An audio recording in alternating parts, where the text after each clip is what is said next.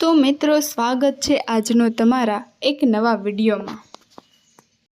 કળિયુગમાં આવા દિવસો આવશે। પૌરાણિક ગ્રંથોમાં યુગનું મૂલ્ય અલગ અલગ છે। પૌરાણિક ગ્રંથો અનુસાર 4 યુગ છે: સતયુગ, ત્રેતાયુગ, દ્વાપર યુગ અને કળિયુગ। કહેવાય છે કે કળિયુગમાં પાપ ચરમસીમા પર હશે। અત્યારે કળિયુગ ચાલી રહ્યો છે। ગ્રંથોમાં કળિયુગમાં શું શું થશે, શું શું ઘટશે તે શાસ્ત્રોમાં લખાયેલું છે। એવું પણ કહેવાયું છે કે આ યુગમાં જ્યારે પણ પ્રલય કે કોઈ કુદરતી આફત આવશે ત્યારે હરિકીર્તન જ તેને બચાવશે। ચાલો જાણીએ કળિયુગને લઈને શાસ્ત્રોમાં શું લખ્યું છે। મિત્રો, આપ સૌનું દર્શ સ્ટોરીની વિશેષ વાતોમાં સ્વાગત છે। તમે ચેનલ પર નવા હોવ તો ચેનલને સબસ્ક્રાઇબ જરૂર કરજો। નંબર 1, પ્રતિકાત્મક રીતે સતયુગના ધર્મમાં 4 પગ હતા। સતયુગમાં માણસની ઊંચાઈ 32 ફૂટ એટલે કે લગભગ 21 હાથ દર્શાવવામાં આવી છે। આ યુગમાં માત્ર 0 વિશ્વા એટલે કે 0% પાપ હતું। પુણ્યની માત્રા 20 વિશ્વા એટલે કે 100% હતી। આ યુગમાં રાજા હરિચંદ્રનો જન્મ થયો હતો। હરિચંદ્ર સત્યને ખાતર પોતાના પરિવાર અને છેવટે પોતાનું બલિદાન તેમણે આપ્યું હતું। નંબર 2, ત્રેતાયુગ। ત્રેતાયુગમાં ધર્મના 3 પગ હતા। આ યુગમાં મનુષ્યની ઊંચાઈ 21 ફૂટ એટલે કે લગભગ 14 હાથ જણાવવામાં આવી છે। આ યુગમાં પાપનું પ્રમાણ 5 વિશ્વા એટલે કે 25% અને પુણ્યનું પ્રમાણ 15 વિશ્વા એટલે કે 75% હતું। વિષ્ણુના વામન અને શ્રી રામ અવતાર આ યુગમાં થયા હતા। અસુર રાજા બલિએ 3 પગલામાં પૃથ્વીનું દાન કર્યું હતું। જ્યારે રાક્ષસ રાજા રાવણે સીતાનું અપહરણ કર્યા પછી તેને સ્પર્શ પણ કર્યો ન હતો।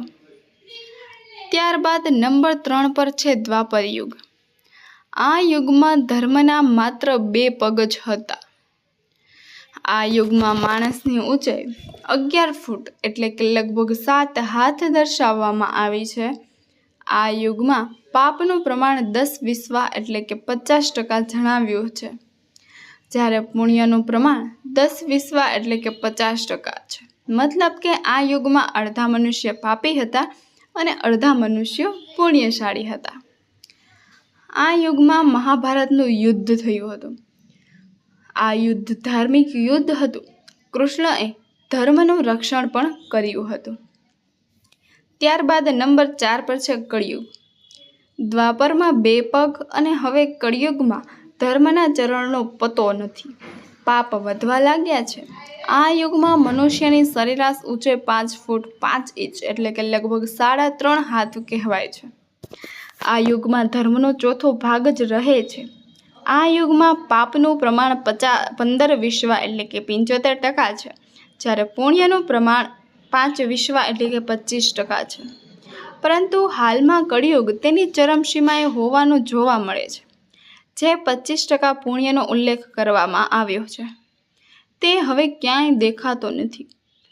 માત્ર 5% પુણ્ય ક્યાંક બાકી રહેશે। હવે તો સર્વત્ર પાપ જ દેખાય છે। આવો જાણીએ કેવી રીતે। કળિયુગનું વર્ણન કરતા શ્રી કૃષ્ણ કહે છે કે કળિયુગમાં એવા લોકોનું રાજ્ય હશે જે બંને બાજુથી શોષણ કરશે। કંઈક કહે અને કંઈક કરશે, મનમાં કંઈક અને કાર્યમાં કંઈક। કળિયુગમાં રાજા એમની પ્રજાની રક્ષા નહીં કરે, કર એટલે કે ટેક્સ લેવાના બહાને પ્રજાનું જ ધન છીનવવા લાગશે। રાજા પ્રજાપાલક નહીં પરંતુ તે પ્રજાનું પાલક બનશે। સ્ત્રી અને પુરુષ બંને અન્યાયી બનશે। સ્ત્રીઓ પતિવ્રત ધર્મનું પાલન કરવાનું બંધ કરી દેશે અને પુરુષો પણ એમ જ કરશે। જેની પાસે પૈસા છે તેની સાથે સ્ત્રીઓ રહેશે। સ્ત્રીઓ નિર્લજ્જ બનશે।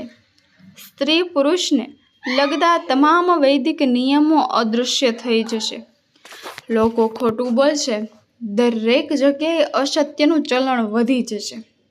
ધર્મને નજરઅંદાજ કરવામાં આવશે અને લાલચ, સત્તા, પૈસા બધાના મનમાં ઘૂસી જશે। જપ કર્યા વિના લોકો નાસ્તિક અને ચોર બની જશે. બધા એકબીજાને લૂંટતા હશે. કળિયુગમાં સમાજ હિંસક બનશે. જેઓ બળવાન છે તેઓ જ રાજ કરશે. માનવતાનો નાશ થશે. સંબંધોનો અંત આવશે. એક ભાઈ બીજા ભાઈનો દુશ્મન બની જશે. જુગાર, દારૂ, વ્યભિચાર અને હિંસા જ ધન હશે.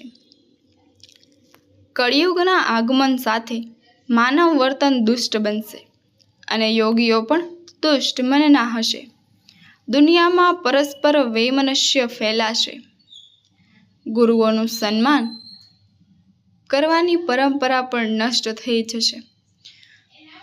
મહર્ષિ વ્યાસજીના મતે કળિયુગમાં મનુષ્યમાં જાતિ અને આશ્રમ સંબંધી વૃત્તિ રહેશે નહીં. વેદોને કોઈ અનુસરશે નહીં. કળિયુગમાં લગ્નને ધર્મ માનવામાં આવશે નહીં. શિષ્ય ગુરુની નીચે નહીં રહે. પુત્રો પણ તેમના ધર્મનું પાલન નહીં કરે. પુત્ર પિતા ઉપર હાથ ઉઠાવશે.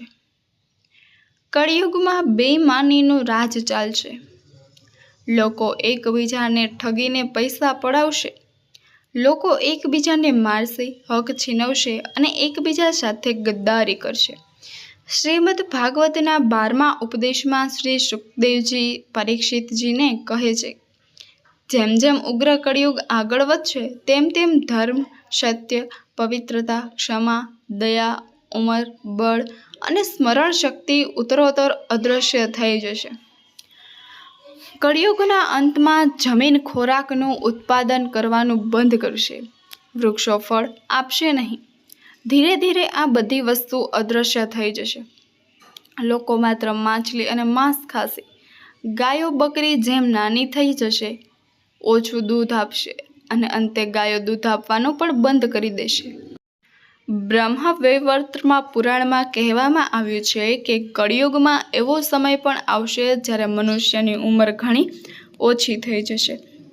યુવાની સમાપ્ત થઈ જશે. મનુષ્યના શરીર નાના, ક્ષીણ અને રોગગ્રસ્ત થવા લાગશે. કળિયુગના અંતમાં જ્યારે કલ્કી ભગવાન અવતરશે તે સમયે મનુષ્યની ઉંમર મહત્તમ 20 વર્ષ હશે. 5 વર્ષની ઉંમરે સ્ત્રી ગર્ભવતી થશે. 16 વર્ષમાં લોકો વૃદ્ધ થઈ જશે અને 20 વર્ષમાં તેઓ મૃત્યુ પામશે.